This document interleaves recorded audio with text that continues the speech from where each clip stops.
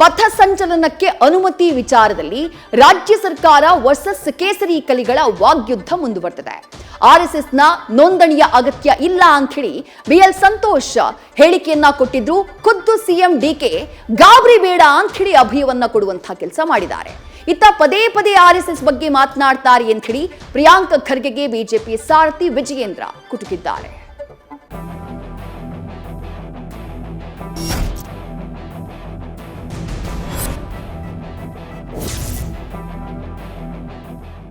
ರಾಜ್ಯದಲ್ಲಿ RSS versus ರಾಜ್ಯ ಸರ್ಕಾರದ ಸಮರ ಮತ್ತೆ ಮುಂದುವರೆದಿದೆ.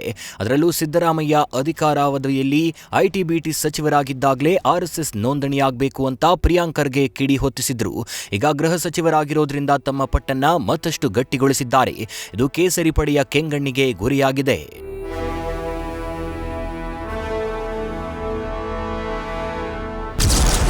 ಆರ್ಎಸ್ಎಸ್ ನೋಂದಣಿ ಮಾಡುವುದಿಲ್ಲ, ಬಿಎಲ್ ಸಂತೋಷ್ ಚಾಟಿ. ಯಾರೂ ಗಾಬರಿ ಪಡಬೇಕಿಲ್ಲ ಎಂದು ಸಿಎಂ ಡಿಕೆಶಿ ಅಭಯ.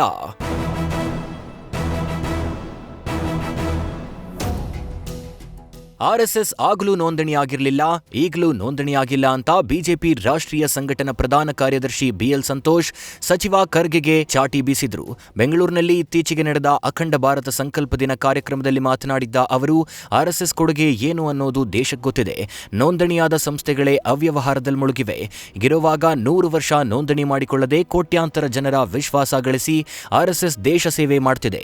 ಹೀಗಾಗಿ ಆರ್ಎಸ್ಎಸ್ ನೋಂದಣಿ ಮಾಡಿಲ್ಲ, ಮಾಡೋದೂ ಇಲ್ಲ ಅಂತ ಗುಡುಗಿದ್ರು. ಈ ಬೆನ್ನಲ್ಲೇ ಸಿಎಂ ಡಿಕೆಶಿ ರಂಗ ಪ್ರವೇಶ ಮಾಡಿದ್ದಾರೆ.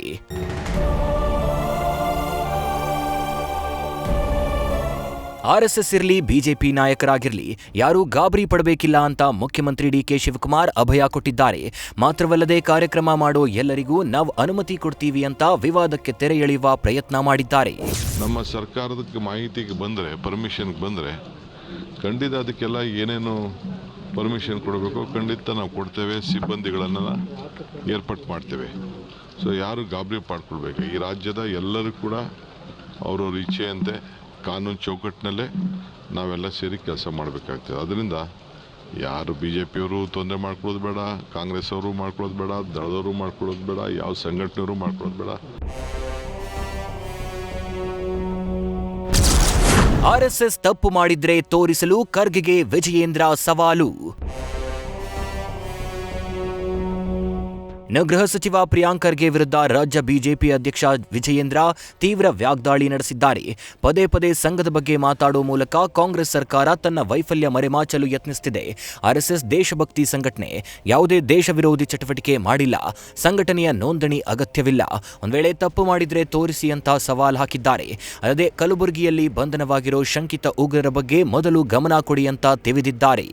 ಅದೊಂದು ರಾಜ್ಯ ಸರ್ಕಾರ ಎಲ್ಲೋ ಒಂದ್ ಕಡೆ ತನ್ನ ವೈಫಲ್ಯಗಳನ್ನ ಮುಚ್ಚಾಕೊಳ್ತಕ್ಕಂಥ ಸಲುವಾಗಿ ಈ ರೀತಿ ಹೇಳಿಕೆಗಳನ್ನ ನೀಡುವಂಥದ್ದು, ಅಧಿಕಾರ ಇದೆ ಅಂತೇಳಿ ಈ ರೀತಿ ಹಿಂಬಾಗಲಿನಿಂದ ಕಟ್ಟಾಗ್ತಕ್ಕಂಥ ಕೆಲಸ ಮಾಡೋದಕ್ಕೆ ಹೊರಟಿದ್ದಾರೆ. ಅದರಿಂದ ಅವ್ರು ಏನೂ ಕೂಡ ಸಾಧಿಸೋದಕ್ಕೆ ಸಾಧ್ಯ ಇಲ್ಲ. ರಾಜ್ಯ ಸರ್ಕಾರ ಏನೂ ಕೂಡ ಸಾಧಿಸೋದಕ್ಕೆ ಸಾಧ್ಯ ಇಲ್ಲ. ಕಂಡಿಡ್ತಿದ್ರಿ ನೀವು ಏನಿವತ್ತು ಕಾನೂನು ಬಾಹಿರದು ಇಲ್ಲಿಗಲ್ ಆಕ್ಟಿವಿಟಿ ಏನಾಗಿದೆ RSS ಕಡೆಯಿಂದ, ಇದ್ರ ಬಗ್ಗೆ ಮಾತಾಡ್ದೇನೆ ಇವತ್ತು ರಿಜಿಸ್ಟ್ರೇಷನ್ ಆಗಿಲ್ಲ ಅಂತೇಳಿ ಒಂದೇ ನೆಪ ಹಿಡ್ಕೊಂಡು ಮಾಡೋದಕ್ಕೆ ನೂರಾರು ಕೆಲಸ ಇದೆ ಗೃಹ ಸಚಿವರಿಗೆ, ರಾಜ್ಯದ ಗೃಹ ಸಚಿವರಿಗೆ. ಅದನ್ನ ಮಾಡೋದು ಬಿಟ್ಟು ಈ ರೀತಿ ಕಾಲಹರಣವನ್ನು ಮಾಡ್ತಾ ಇದ್ದಾರೆ. ರಾಜ್ಯ ಸರ್ಕಾರದ ವೈಫಲ್ಯಗಳನ್ನ ಮುಚ್ಚಾಕೊಳ್ತಕ್ಕಂಥ ಪ್ರಯತ್ನ ಮಾಡ್ತಾ ಇದ್ದಾರೆ. ವಿಧಾನಸೌಧದಲ್ಲಿ ಪಾಕಿಸ್ತಾನ ಜಿಂದಾಬಾದ್ ಅಂದವ್ರಿಗೂ ಕೂಡ ರಕ್ಷಣೆ ಕೊಡ್ತಾರೆ ಕಾಂಗ್ರೆಸ್ ಸರ್ಕಾರ. ಗುಲ್ಬರ್ಗದಲ್ಲಿ ಇವತ್ತು ಇಂಥ ಪಾಕಿಸ್ತಾನಿ ಏಜೆಂಟ್ಸ್ಗಳು ಅರೆಸ್ಟ್ ಆಗಿದ್ದಾರೆ, ಅವ್ರ ಬಗ್ಗೆನೂ ಕೂಡ ಚಕಾರ ಎತ್ತೋದಿಲ್ಲ.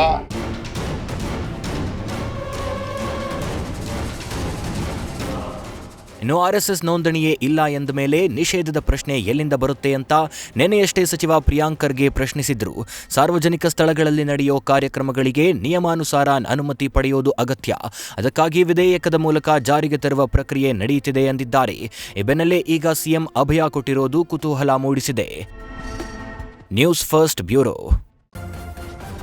ನ್ಯೂಸ್ ಫಸ್ಟ್ ನಿರ್ಭೀತಿಯಿಂದ ನಿಮ್ಮ ಪರವಾಗಿ.